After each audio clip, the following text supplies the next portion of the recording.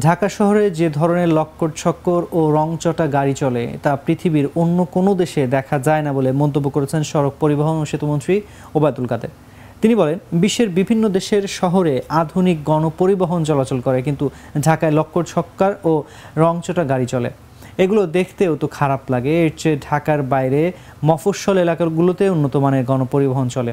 বুধবার রাজধানীর বনানীতে বাংলাদেশ সড়ক পরিবহন ও কর্তৃপক্ষের কার্যালয়ে এক সভায় প্রধান অতিথির বক্তব্যে তিনি এসব কথা বলেন।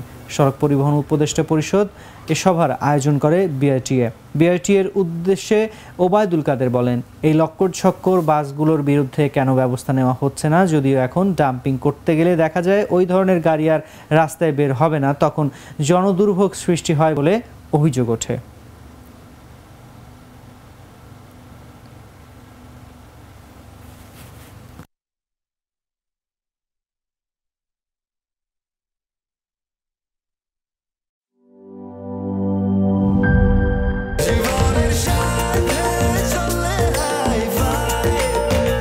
স্বাস্থ্যকর অল টাইম ফ্যামিলি কেক, সব সময় অল টাইম হেলদি লাইফ।